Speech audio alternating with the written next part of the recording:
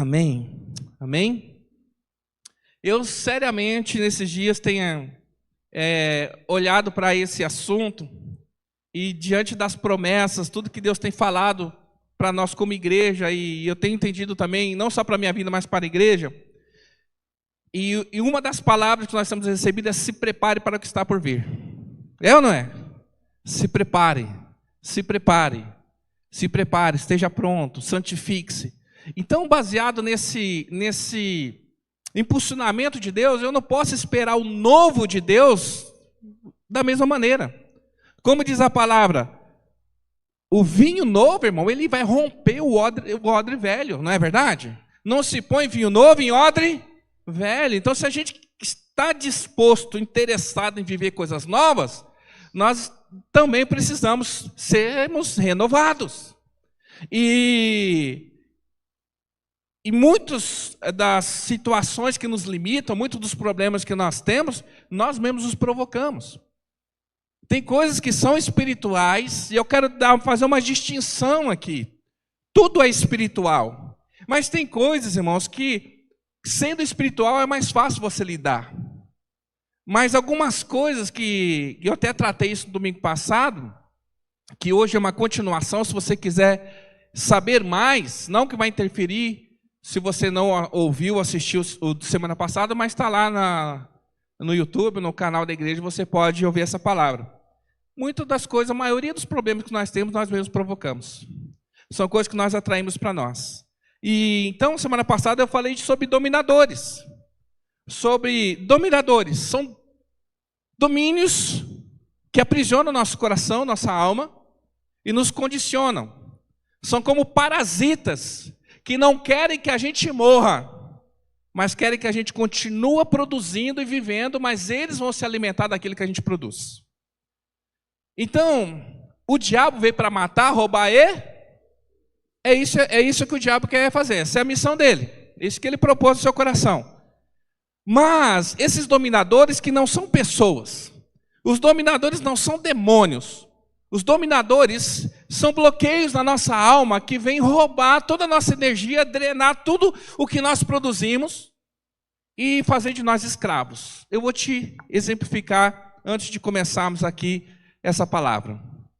E nós começamos a falar sobre o Egito. Houve um tempo que o povo de Deus, os hebreus, até então era uma família. Eles tiveram que ir até o Egito, buscar ali abrigo. Porque Deus levantou um homem chamado José, e ele foi levantado como um administrador do Egito. E através da vida de José, a família dele foi acolhida no Egito. E eles foram acolhidos como príncipes. E Faraó disse a ele: tudo que você precisar, José, tudo que você quiser para a tua família, você tem. Porque eles estavam fugindo da fome. Por conta da visão de José, dos anos de fartura, dos anos de seca, o Egito era a única nação da região que tinha armazenamento de alimento. Então todas as nações ao redor, todos os povos vinham até o Egito para buscar alimento e compravam. Mas ali, os hebreus, a família de José foi acolhida. E eles então passaram a morar no Egito. E isso acontece conosco. Em momentos de fome, em momentos de necessidade, em momentos de medo, em momentos de perseguição, a gente foge para um lugar seguro. A gente vai para um lugar onde a gente possa ser acolhido, onde a gente possa estar em segurança e não sermos mais afligidos por aquele mal. Só que o povo hebreu foi ficando no Egito, passam-se 400 anos, e eles agora já são moradores do Egito. Embora eles não pertencem ao Egito, embora eles adoravam a Deus, mas eles já estavam acostumados com o Egito. Só que Faraó, nos últimos 40 anos, antes de levantar Moisés, ele começa a apertar o povo, porque o povo se tornou dependente do Egito. O Egito sustentava, o povo trabalhava, o Egito dava casa, dava comida, e eles eram sustentados no Egito. Mas nos últimos anos, o Faraó apertou a mão e falou: se vocês quiserem comer, vocês vão ter que produzir para nós e produzir para vocês. Se vocês quiserem construir casas, vocês vão ter que produzir blocos para construir as casas nossas e construir nas horas vagas blocos para vocês. Então o povo começou a ficar cansado e pesado. E aquilo que a princípio era um lugar de refúgio se tornou uma prisão. E o nome Egito significa exatamente lugar estreito. Lugar estreito é um lugar onde você não consegue se expandir. Lugar estreito é um lugar onde você não consegue se desenvolver. Da mesma maneira como o povo hebreu foi para o Egito para se proteger, fugir da fome, se acostumou a estar no Egito, o Egito se tornou uma prisão, impossibilitando eles de crescer. Muitos de nós, queridos, ao fugir de uma situação ruim, um trauma, um abuso, uma decepção, vai para um lugar seguro, mas aquilo que deveria ser provisório se torna uma prisão, então essa pessoa agora, aprisionada, ela não consegue mais sair. Amém? E isso então se torna um dominador. E eu falei de 7 dominadores, só vou citar os nomes, que é o adiador, paralisador, desorientador, devorador, consumidor, acusador e enganador. Eu não vou falar deles hoje, mas se você quiser saber, assista a pregação da semana passada. Ok, entendemos então que somos afligidos e na nossa alma a gente pode estar aprisionado. Eu não consigo prosperar. Parece que eu não saio do ciclo de vício, não saio do ciclo de erro, eu não consigo me desenvolver em alguma coisa, eu começo algo e não termino. Parece que a minha vida é um ciclo, por quê? Porque estou aprisionado. Deus nos chamou para expandir, para crescer. E por que essa palavra agora? Porque Deus tem dado uma palavra para nós: alargue a sua tenda. E se nós estivermos num lugar estreito, não tem como alargar. Mas agora, se nós entendemos essa palavra, se nós nos libertarmos disso, então nós vamos ver coisas grandes, sem limites com o Senhor. Então é sobre um tipo de libertação que não é lidar com o demônio. Porque se fosse lidar com o demônio, nós faríamos uma palavra, chamaríamos os irmãos na frente, os intercessores estariam ali apostos, pegaríamos o óleo ungido, colocaria a mão na cabeça de cada um e diríamos: sai, demônio! Resolvido. Mas não estou lidando com o demônio, estou lidando com a tua alma. E se a gente orar para que a tua alma saia, tu morre. Né? Então, talvez se hoje for para Deus matar aquilo que te aprisiona, você vai junto. Então, o que o Senhor quer fazer? Ele quer nos curar, amém? Porque Jesus, ele pode fazer isso. Então, a gente está falando de pessoas que ficaram aprisionadas. E Jesus, irmão, quando ele inaugura o seu ministério, coloca lá Lucas capítulo 4, versículo 18. Vamos ler juntos, você pode abrir na tua palavra. Quando Jesus ele chega ali reunido, e é lhe dado um pergaminho para ele ler as escrituras, a palavra que ele lê é um texto de Isaías, e Jesus declara essa palavra sobre ele mesmo. Ele é este. E Jesus diz assim: o Espírito do Senhor está sobre mim, porque ele me ungiu para levar boas novas aos pobres. Ele me enviou para proclamar o quê?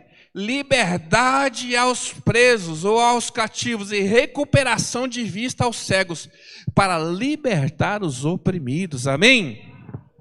Então, o Senhor Jesus é aquele que veio para nos libertar, para que a gente não viva mais no Egito, no lugar estreito, mas que a gente possa expandir e alcançar todas as fronteiras que o Senhor tem para nós, amém?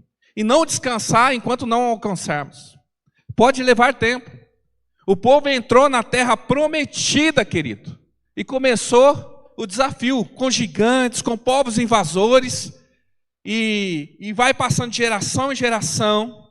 E aí chega um rei conquistador, Davi, e Davi, depois de 40 anos lutando, ele conquista todos os limites do território que Deus havia prometido. E vai ser com muita luta, querido, mas eu creio que vamos conquistar todos os limites das promessas que Deus tem para nós. Tem pessoas que conquistam parte da promessa, até sente o cheiro da terra prometida, mas não usufrui dela. O próprio Moisés, ele viu a terra, mas não entrou nela. Outros entraram, mas ficaram lá, não desfrutaram daquilo que Deus tinha. Eu creio, querido, que as promessas de Deus para nós são de viver as promessas, amém? Então, hoje eu quero rapidamente falar sobre isso. Esses dominadores, estão dentro de você. Esses dominadores estão dentro de você. Eles falam com a tua voz. E geralmente quando esse dominador fala, parece que ele tem razão. E isso é tão real que a gente começa a achar que a gente nasceu assim. É assim mesmo. É desse jeito. E a gente acaba se conformando e permitindo que ele sugue tudo aquilo que a gente está produzindo. Mas eu creio que não é para ser desse jeito. Então não basta a gente identificar nossas dores. Se a gente pergunta, muitos vão saber qual é o seu problema. O problema meu é que eu começo e não termino. O problema meu é o medo. O problema meu é a insegurança. O problema meu é isso que tem. Só que ela não consegue sair desse looping de viver a mesma coisa, né? Então não basta a gente identificar quais são os dominadores. Mas a gente tem que saber por onde eles entraram. Amém? Não adianta a gente ficar tirando a água se eu não tapar a goteira. Porque toda vez que chover vai entrar a água. Então não é sobre a gente ter baldes. É sobre você subir no telhado e tapar a brecha. Não é sobre você ter um terapeuta. Não é sobre você saber qual é o seu problema e fazer do seu problema um animalzinho de estimação. Não, é porque eu tenho TDAH. Não, porque eu sou estressado mesmo. Não, porque eu sou órfão. Não, porque aí a gente acaba usando os nossos problemas como desculpa para os nossos erros. Mas o Senhor quer coisas novas para nós, amém? Por isso que, então, hoje eu quero revelar para você por onde entrar esses domínios. E no último domingo de dezembro, como eu posso mandar embora e o que acontece quando um dominador sai da minha vida. Imagina, hoje nós vamos identificar por onde eles entraram. No domingo, dia 28, nós vamos aprender como colocar eles para fora e quando eu faço isso, o que acontece com a minha vida. Porque nós vamos virar esse ano com a plena convicção de que nós estamos liberados para viver plenamente a vontade de Deus. Então não adianta colocar roupa branca, cueca amarela. Não adianta dar pulinho na hora da virada, se a tua mente for a mesma. Se o teu coração for a mesma, se a tua alma estiver sob domínio. Mas todos nós entendemos que Jesus Cristo é aquele que veio para libertar os cativos, Ele tem boas novas para nós, nós vamos ver coisas novas no próximo ano. Então o primeiro aqui são 7 também, 7 portas de entrada. Por onde entrou o adiador? Quem que é o adiador? Aquele que não faz procrastinar as coisas. Você começa e não termina. Talvez seja desagradável algumas lembranças que o Espírito Santo vai fazer você recordar agora. Mas talvez doa, mas é para sua libertação e sua cura, amém? O que é? Qual é a porta por onde o adiador, o procrastinador entrou na minha vida? Pela porta da crítica. Alguém já foi criticado aqui por alguma coisa? Você já sofreu a influência de uma crítica? Sabe quando a gente se torna alguém que não consegue concluir as coisas que a gente começa? Sabe em que momento isso começou na tua vida? Não foi quando criança. Porque quando nós nascemos, querido, nós não tínhamos noção de limites. Os limites foram estabelecidos durante a nossa vida. É ou não é verdade? Uma criança não sabe de limites. Ela começa ali a se mover, a andar, ela vai onde que tiver que ir, até que alguma coisa diga para ela, não. Então, quando que esse adiador entrou? Quando nada que você fazia estava bom o suficiente. Como isso trouxe o adiador e criou um perfeccionismo paralisante. E eu sei porque isso me afeta demais. Eu até estava conversando ali fora, querido. Lembra, Gui, que eu falei? Eu admiro. Porque quando uma pessoa ela é muito criticada, ela tem receio de fazer alguma coisa que não seja perfeito. Porque tudo que ela faz está sob o olhar de alguém que é crítico. Então ela tem dificuldade de fazer alguma coisa que seja mais ou menos, e tudo que ela vai fazer tem que ser perfeito. E por não ter condições de fazer perfeito, ela não faz nada. Porque está sempre debaixo de um crítico. Talvez isso aconteça quando você era criança, talvez quando é adulto, em algum momento. Pensamento de que nunca o que você faz é suficiente ou é bom. Já aconteceu isso com você? Talvez quando você dava o seu melhor na escola, mas não estava bom. Não basta 9, tem que ser 10. Quando você faz o melhor que você podia com aquilo que você tinha, mas ainda não está bom, tem que fazer melhor. E sempre pergunto, por que você não fez melhor? Ou, por que você não faz igual fulano? Base de comparação. E aí então isso cria dentro de nós um bloqueio, que faz com que a gente tenha medo de começar qualquer coisa que não esteja perfeito. Aí você começa a criar assim, quando eu tiver... eu preciso ter o melhor isso, preciso ter o melhor aquilo. Por que você não começa uma gráfica? Não, porque uma impressora profissional custa 50 mil. Quando tiver 50 mil para comprar uma impressora, eu começo. Mas por que você não começa com o que você tem? Não. Por quê? Porque nós somos tão exigidos, irmãos, para apresentar o perfeito, que nós começamos a criar limitações. Deus quer te libertar disso daí. E essas palavras, irmãos, são tão destruidoras. Provérbios 18, versículo 21, diz assim: a morte e a vida estão no poder da língua, e aquele que ama comerá o seu fruto. É igual na igreja. Vamos trazer aqui para nós. Ministério. A pessoa começou o ministério, começou a dançar.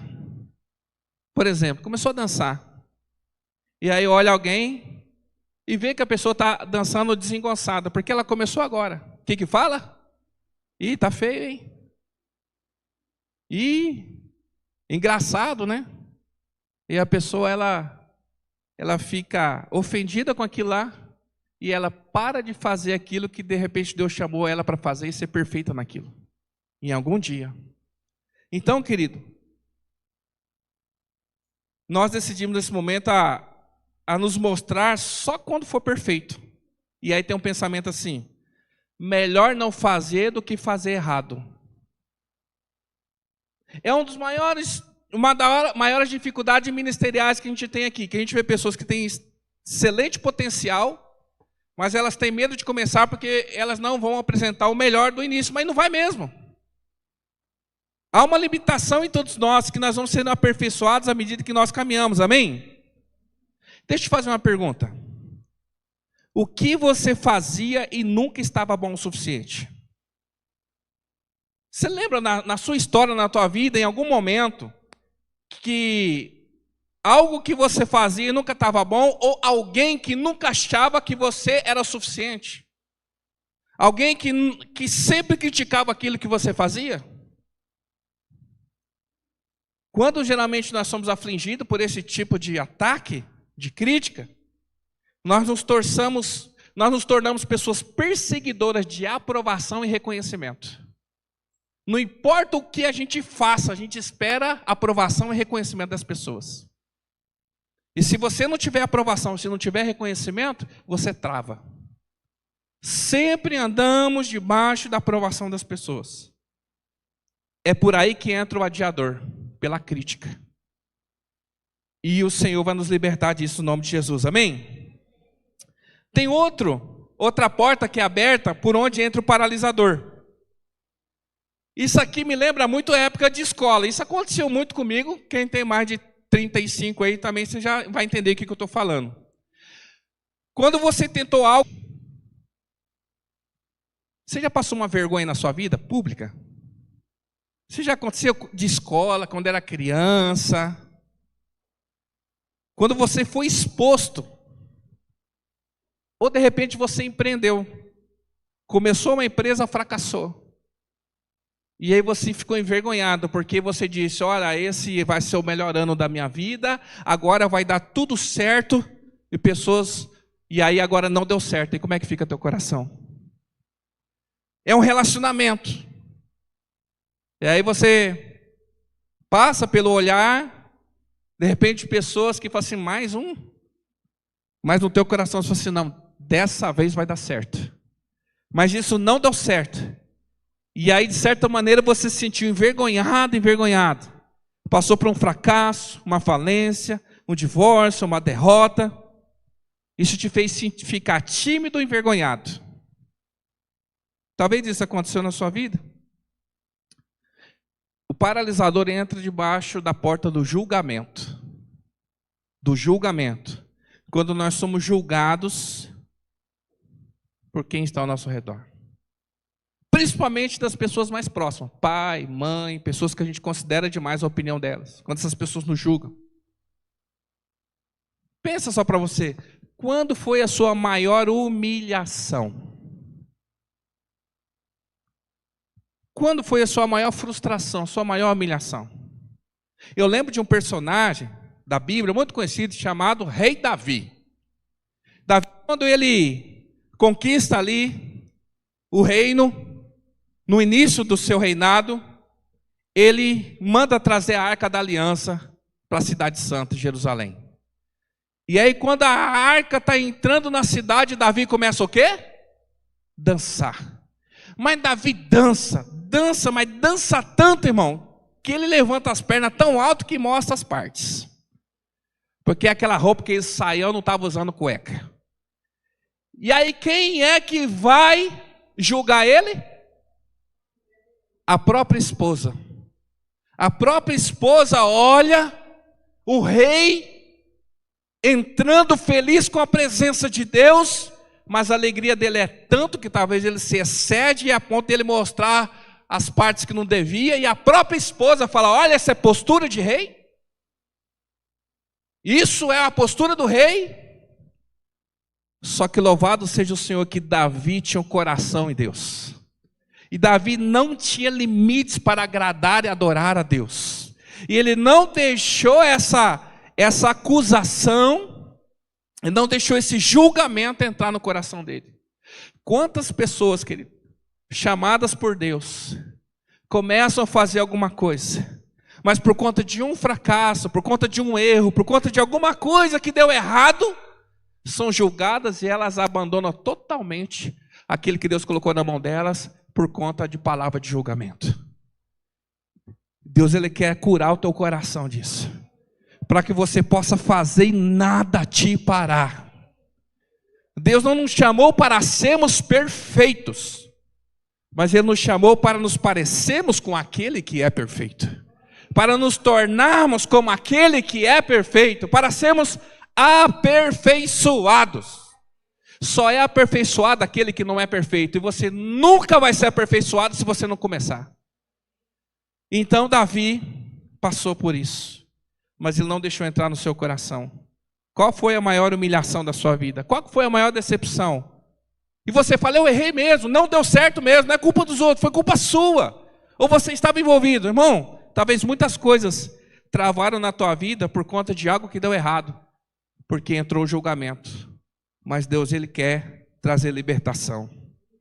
Terceiro, que é onde entra o desorientador.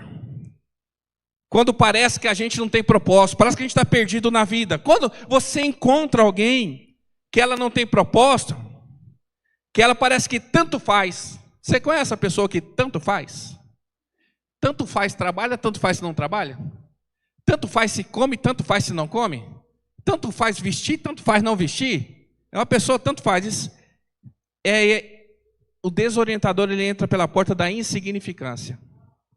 A insignificância, quando te trataram como se você não importasse. O desorientador roubou o seu senso de propósito. Você já se sentiu invisível em algum lugar? Você já se sentiu como se a sua vida não fizesse falta no lugar que você está? Você já se sentiu um ninguém? Como que, se você desaparecesse, ninguém ia notar a sua falta? Por isso que não sonha mais, não se esforça mais, porque acha que isso não vai fazer a diferença.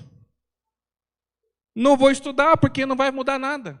Eu não vou me esforçar porque não vai mudar nada. Aí então eu me torno uma pessoa invisível. Mas deixa eu te falar, você não é mais um. Deus tem propósito e valor para a tua vida. Irmão, isso não é uma mensagem motivacional, isso é uma mensagem que Deus ele quer liberar a gente para viver aquilo que Ele tem para nós. Não basta colecionarmos promessas se nós não vivemos elas. Em que momento da sua vida você sentiu que você era invisível? Você tem uma coisa que mata o propósito e a insignificância. Tanto faz. Querido, o que você sonha é importante. Você sabia que por conta de uma ideia que você tem, isso pode se tornar bênção para muitas pessoas? De repente, algo que você deseja fazer, mas você acha que isso não vai fazer diferença. Vamos falar que de repente você quer montar um negócio. Sabe que de repente um negócio que você estabelece, isso pode servir de bênção para muitas e muitas famílias? Que um passo de fé que você dá, de obediência, como a pastora Alice falou aqui, de dizer sim para Deus, isso pode acarretar em salvação de centenas e milhares de pessoas? Que eu e você não somos insignificantes, mas todos nós temos um valor e um propósito. Que nós não podemos achar que a gente é qualquer um, não. Você é alguém muito especial que Deus chamou para coisas grandiosas. Mas o fato das pessoas não notarem, não diminui quem eu e você nós somos. Mas Deus tem um propósito, um chamado especial. 4, é o devorador. O devorador, aquele que consome todas as nossas forças. Ele entra pela porta do abandono. Agora isso aqui, irmão, eu sei que afeta algumas pessoas aqui. Sabe a porta do abandono? Quando alguém essencial foi embora e você ficou com um buraco no seu peito. O devorador entrou por essa ferida. Não precisa dizer para mim, responda para você mesmo. Você já perdeu alguém que era muito importante para você? Alguém que você precisava demais dela, ela foi embora? Seja por conta da morte de alguém, seja por conta de um abandono, seja por conta de alguém que você nunca nem conheceu, mas no teu espírito você sente falta, você que se aquela pessoa tivesse na tua vida as coisas seriam diferentes? Já passou isso pela tua cabeça? Essa porta do abandono gera consequências terríveis na nossa alma. Quando isso acontece, quando alguém muito importante para nós, que a gente achava que é essencial, vai embora da nossa vida, a partir desse momento, a gente começa a querer ser tudo para todo mundo. A gente começa a querer se anular, a agradar todo mundo para que ninguém mais vá embora da nossa vida. É quando existe um medo dentro de nós de perder mais alguém. E aí você começa a ceder para todos, você quer agradar todo mundo, você anula a si mesmo, porque você tem medo de que alguém vá embora da sua vida. Sabe quem passou por isso? José. José, ele foi abandonado pela sua própria família. Você conhece a história? José, ele perdeu todo mundo. Só que José também não deixou que isso tomasse um lugar no coração dele. Duas coisas que acontecem quando nós perdemos pessoas importantes na nossa vida. Sentimentos opostos. Primeiro é a necessidade de sobrevivência. Ninguém mais importa senão a mim mesmo, porque todo mundo vai embora da minha vida. O segundo é esse que eu falei. Você faz de tudo para todo mundo, não importa quem você é, com a intenção de que ninguém mais vai embora da sua vida. Será que em algum momento da nossa vida isso passou no nosso coração? E o mais sério de alguém que já foi abandonado é a mentira de que o amor precisa ser conquistado. Ninguém conquista o amor. Sabia disso? Você pode conquistar paixão. Você pode conquistar a atração. Mas o amor não conquista. Você já viu alguém? Um cara muito feio. Não estou falando do Sérgio. Você já viu alguém muito feio com uma mulher muito bonita, Sérgio? Que as pessoas olham e falam assim, o que ela viu nele? Você mesmo, esposa. Tem dia que se olhou assim, ele dormindo, quando ele não estava ali. Você fala assim, o que eu vi nesse homem? Aí você começa a fazer, não é dinheiro, não é beleza. Por que eu me apaixonei por ele? Porque o amor, ele não é conquistado. E muitos de nós achamos que nós vamos conquistar o coração de Deus e o amor de Deus ou a misericórdia de Deus. Não, não. Sabe o que eu preciso para ser amado? Existir. Sabe o que eu e você precisamos para sermos amados por Deus? Existir. Ele te ama, independente daquilo que você e eu façamos. O que nós precisamos fazer é nos render a esse amor, a sermos transformados por esse amor. A pessoa que é abandonada, ela nunca vai se achar merecedora de nada. Ela vai sempre achar que ela precisa fazer alguma coisa para receber alguma coisa. Ela nunca sabe ser amada. Ela tem dificuldade de receber presente, porque quando ela ganha o presente, ela entende como favor. Ela pensa, uma hora eu vou ter que retribuir. Você é amado. Você é amada. Você não precisa se humilhar para ninguém, porque na hora certa, o seu valor será reconhecido. Você não precisa se vender, você não, é lógico, precisa se cuidar, né? Escovar os dentes, arrumar, dar bonitinho, né? O básico. Mas o amor, ele não é conquistado. Nós somos escolhidos. Por isso que marido fala assim para sua esposa, eu te escolhi. Esposa fala para o marido assim, eu te escolhi, eu que te quis. Foi assim que Deus fez. Assim que Jesus fala, eu vos escolhi. Não foste vós que mas eu vos escolhi. Porque a gente acha que de repente a gente fala assim, não, hoje eu vou ganhar o coração de Deus. Eu vou levar o maior dízimo que eu já levei na minha vida, eu não vou faltar de um culto, eu vou ajudar os pobres, eu vou ser o melhor líder de ministério, eu vou fazer tudo assim, Deus vai me amar. Não! Antes de qualquer coisa Ele já te amou. Antes da fundação do mundo Ele já te amou. Antes de qualquer coisa Ele já demonstrou o seu amor por nós, dando a vida por nós. Nós não precisamos mostrar. E outra, querido, Deus sabe que nós somos limitados e imperfeitos. Não adianta a gente querer, como eu já disse, querer ser perfeito. Ele sabe quem você é. Ele sabe das suas limitações, da nossa limitação. Amém? Caminhando para o fim, nós vamos também descobrir que a porta da escassez permitiu que o consumidor entrasse. Quem que é o consumidor? O consumidor não é aquele que compra muito, não. É aquele que acha que em algum momento alguma coisa vai faltar. Pessoas que já passaram fome, pessoas que passaram dificuldade de muita necessidade, que achou que não ia dar, que passaram por um medo de escassez de alguma coisa na vida, essas pessoas têm uma dificuldade hoje, elas são acumuladoras. Elas têm dificuldade de confiar. Ela tem dificuldade de acreditar que o amanhã Deus proverá. Pessoa que já passou necessidade por não ter alguma coisa.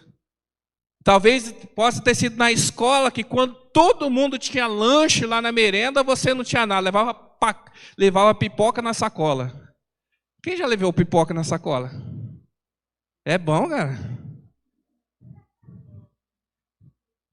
Tem gente que não paga 70 conto num balde de pipoca no cinema, não. Leva na sacola do mercado, né? É bom. Para uma criança de 8, 9 anos na escola, todo mundo comprando na cantina, ela com uma sacola de pipoca, né? Não é fácil não, né?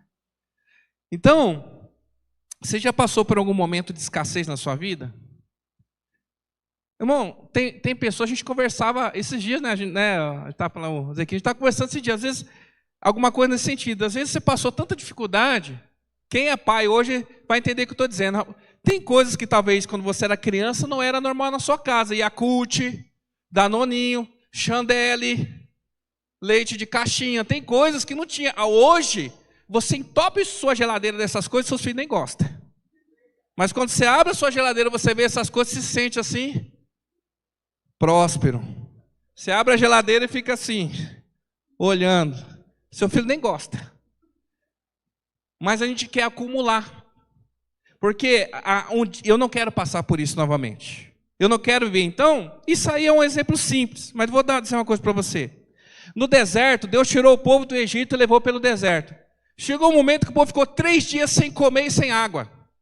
E eles ficaram tão aflitos com aquilo lá, que eles queriam morrer. Eles preferiam a morte do que passar o que eles estavam passando no deserto ali, porque escassez. Mas Deus enviou a provisão dele, amém? Um negócio chamado maná. Ou nós podemos dizer o pão de cada dia. Quem crê que Deus ele proveu o pão de cada dia? E naquele momento Deus orienta o povo para pegar somente aquilo que era necessário. Mas escute isso. Quem guardou com medo de faltar, viu apodrecer. Isso vale para hoje. Se você guarda com medo de faltar, isso pode apodrecer. Isso pode também, irmão, valer o seguinte, não só para o sustento do diário, mas às vezes a gente quer ter tanto sobrando que a gente deixa apodrecer algumas coisas na nossa vida. Às vezes eu trabalho tanto para não faltar nada que está apodrecendo meu relacionamento dentro da minha casa. Às vezes eu tô me envolvido com tantas coisas, com medo de que falte alguma coisa, irmão, que está apodrecendo o meu chamado. Por quê? Porque eu quero acumular, porque eu tenho medo de faltar, mas está apodrecendo porque eu estou acumulando. Então, há um pensamento de escassez. E esse medo de perder trava a expansão. Nos tornamos acumuladores daquilo que Deus não colocou na nossa mão. Não estou falando contra a riqueza, nem contra a prosperidade, nem que você não possa ter muito. Eu oro e declaro que você vai ter muito, amém? E que esse muito seu alcance a minha vida também. Você me chame também para comer churrasco Angus na sua casa, que um dia você me chame para ficar na sua casa de praia, para andar no teu helicóptero.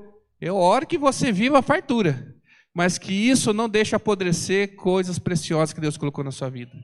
Que isso não custe a tua família, não custe a tua paz, não custe a tua saúde, não custe o teu chamado, porque aquilo que apodrece, que não tem utilidade. Amém? Para a gente encerrando, o enganador. Sei que você está tendo dificuldade de lembrar disso, mas é importante dizer. Quando você mostrou que era o enganador, querido, só para te lembrar, é quando nós não mostramos para as pessoas quem nós somos de verdade, porque um dia nós somos machucados por isso. E nós usamos máscara. Pode ser uma mulher usando a máscara da sensualidade, um homem usando a máscara da prosperidade. Não vou cair não, hein? Como eu já disse para você, eu vou revelar que alguns já sabem uma máscara que eu uso. Às vezes essa máscara se manifesta. Essa máscara às vezes me ajuda. Que é a máscara do humor. Você já me viu triste? Quem me conhece com certeza já viu. Você já me viu no ambiente, eu caladinho, num canto sozinho? Ou você já me viu uma oportunidade de fazer uma gracinha e contar uma piada? Normal. Pastor é legal pra caramba. Muitas vezes é uma máscara. Muitas vezes é para esconder a ferida que está por dentro. Só quem me conhece de verdade, que está próximo de mim o suficiente, que vai saber realmente o que está passando no meu coração.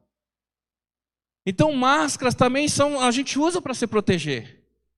Mas máscaras podem por algum momento ter a sua utilidade, mas não pode se tornar quem nós somos. Porque se as pessoas se acostumam com essa máscara, elas nunca vão me amar de verdade. Sempre vão amar a máscara que eu estou mostrando para elas. O dia que eu tiver emburrado, alguém vai falar assim: nossa, o pastor Dinei está chato hoje. Não quero mais conversar com ele, não. Eu de verdade sou chato, meu irmão.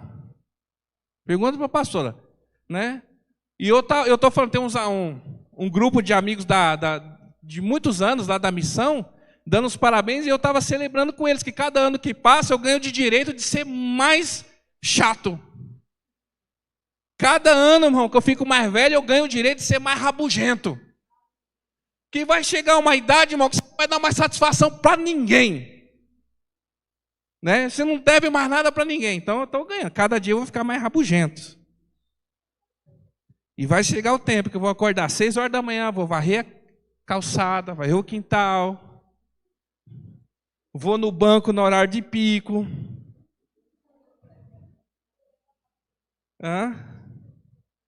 Então vamos lá para a gente encerrar. Sabe o que atrai assim enganador? Rejeição. Rejeição. Quando você mostrou quem era de verdade e foi rejeitado, isso abriu uma porta para o enganador e te fez criar uma máscara. Você confiou em alguém e se entregou. Confiou nela, se mostrou com sinceridade, mas foi rejeitado. Isso te feriu muito. Sabe? Pode ser no relacionamento, pode ser numa amizade, pode ser em qualquer situação. Você foi tão sincero, se mostrando quem você era de verdade, mas foi rejeitado sendo quem você é. Se eu fui rejeitado sendo quem eu sou, então eu vou ser outra pessoa que as pessoas querem que eu seja. E eu me torno aquilo que Deus não me chamou para ser, para agradar os outros. Sabe quem passou por isso? José também.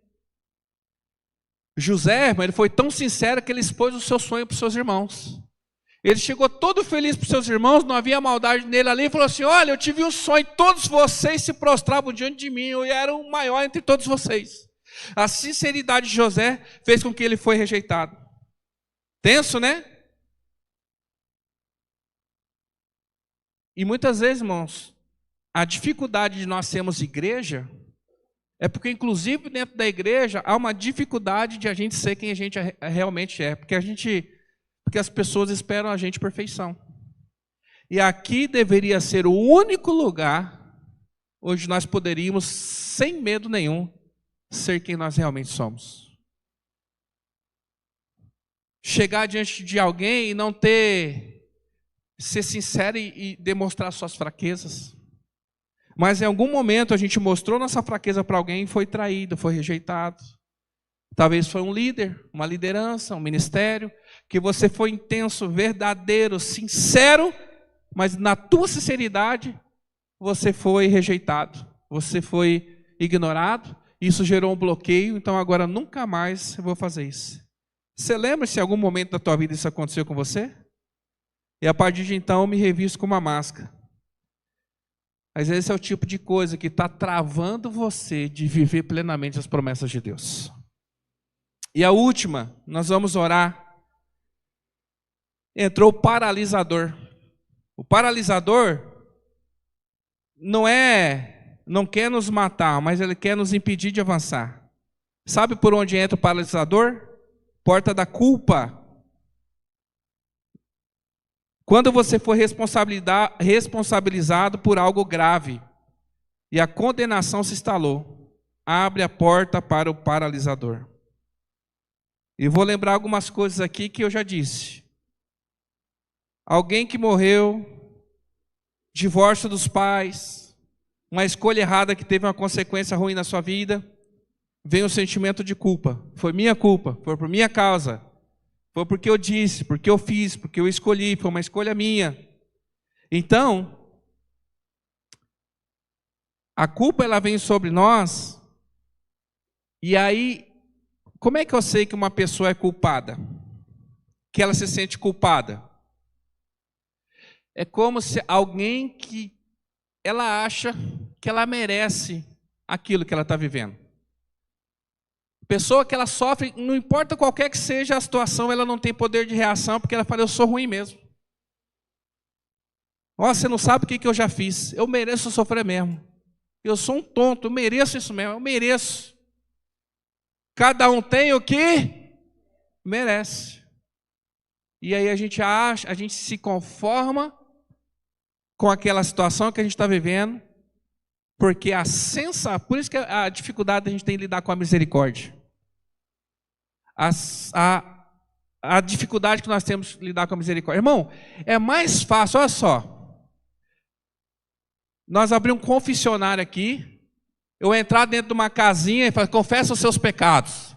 Aí você fala, pastor, eu menti, eu roubei, eu fiz isso. E aí depois de você confessar, eu falo assim, então, irmão, é o seguinte, você vai orar 10 Pai Nosso, você vai limpar o banheiro por 2 meses, e você vai dar o dízimo de 15%, o ano inteiro. Aí a pessoa, tá bom, pastor, tá bom, porque, nossa, foi bravo que eu fiz, foi. Aí você vai pagar a sua penitência. E aí você vai estar fazendo para ser, eu fui terrível. A sensação de que a gente está... Agora, a gente tem dificuldade, irmão, de pecar, de mentir, de prostituir, e chegar diante de Jesus, confessar o nosso pecado, e Ele falar assim, como é que está teu coração? Aí você fala, estou arrependido, você está me incomodando. E Ele fala assim, eu te perdoo. Aí você fala, é? Não precisa fazer nada? Não, eu te perdoo. Mas você não quer que eu fique, o que eu faço? Eu falo, não, você está arrependido? Estou, eu te perdoo. Mas não preciso fazer nada? Não, eu já fiz por você. E a gente tem dificuldade de aceitar o perdão de Deus, porque é mais fácil a gente carregar uma culpa. É mais fácil carregar uma culpa do que aceitar que Jesus já te perdoou. Então a pessoa culpada, ela sempre acha, irmão, que ela tem que fazer alguma coisa. Vai ser um puxa-saco, como diz aí no jargão, porque ela tem que ser merecedor da atenção. Vai ser alguém que vai estar sempre fazendo algo para merecer alguma coisa. Deixa eu falar uma coisa para você. Jesus já te perdoou. Você carrega alguma culpa? Você não merece sofrer. Precisa de arrependimento. Lembra da mulher lá? Quem não tem pecado, atira a primeira pedra. O que Jesus fala para ela? Seus pecados estão? Vá e não peques. Pare de se martirizar pelas tragédias que aconteceram na tua vida. Você errou? Errou. Se arrependeu? Se arrependeu. E agora? Está perdoado. E agora? Siga em frente. E agora? Vai em direção àquilo que Deus tem para a tua vida. Senão, é aquela pessoa sempre carregando o quê? O fardo pesado. E o Senhor está nos chamando para a gente colocar o fardo diante dele. E para a gente orar e concluir, sabe qual que é a maior? Não precisa, só pensa assim. Qual que é a maior desgraça que você acha que já aconteceu na tua vida?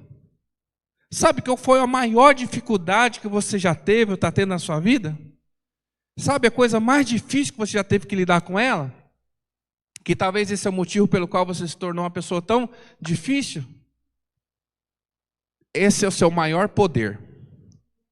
A sua maior tragédia é aquilo que Deus ele quer usar para ser a coisa mais especial da sua vida. Aquilo que a princípio parecia ser para a destruição é o que Deus quer usar para a glória na nossa vida. Aquilo que parecia ser o pior momento da vida de Davi se tornou o momento da sua maior glória, que foi quando ele derrotou aquele gigante. Aquilo que parecia ser a maior desgraça da vida de José, que ele foi traído pelos irmãos, jogado num poço, vendido como escravo, aquilo que deveria ser o seu maior trauma foi o seu maior trunfo, foi o que lhe proporcionou o maior propósito da sua vida, de governar. Neemias 13, versículo 2, vamos ler aqui 3 textos para a gente orar. Você crê que Deus pode transformar a maldição em bênção? Pois esses, em vez de darem água e comida aos israelenses, tinham contratado Balaão para invocar maldição sobre eles. O nosso Deus, porém, transformou a maldição em bênção. Qual que é o seu maior problema? Que você está vivendo agora ou que você já viveu em algum momento da sua vida? Qual que é o seu maior desafio? Eu quero dizer para você, Deus quer transformar isso em bênção. Deus, ele tem poder para transformar isso em... Assim como ele transformou água em vinho, ele quer transformar a maldição em... Gênesis 50, capítulo 50, versículo 20. José, então, agora ele está... Gênesis 50, versículo 20. José agora está governador, dominando sobre todo o Egito. Chega os seus irmãos ali, sabendo, reconhecendo quem era José. Vocês conhecem a história, sabem o que aconteceu. E os seus irmãos agora, certos de que José ia se vingar, que José agora ia fazer algo contra eles. Então José diz o seguinte para os seus irmãos que o abandonaram, que o venderam, que maltrataram ele. Seguinte: planejaram o mal contra mim, mas Deus o planejou para o bem, para que a vida de um numeroso povo fosse salva hoje.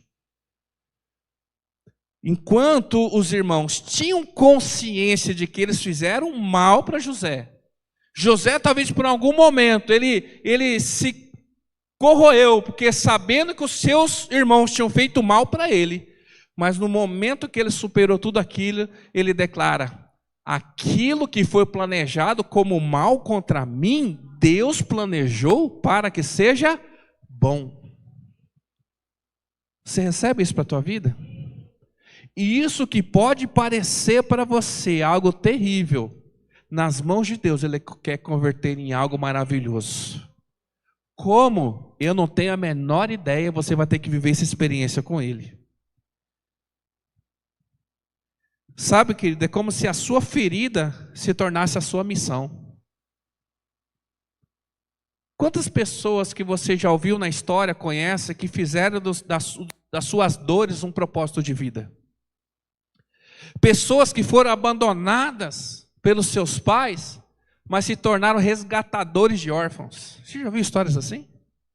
Pessoas que foram viciadas, pessoas que foram, pessoas que viveram em situações terríveis de dependência química, mas se tornaram pessoas que resgatam outras pessoas do mesmo lugar que eles um dia estiveram. Imagina que Deus nos dá poder, meu irmão, para sermos prova viva de que Deus, Ele faz.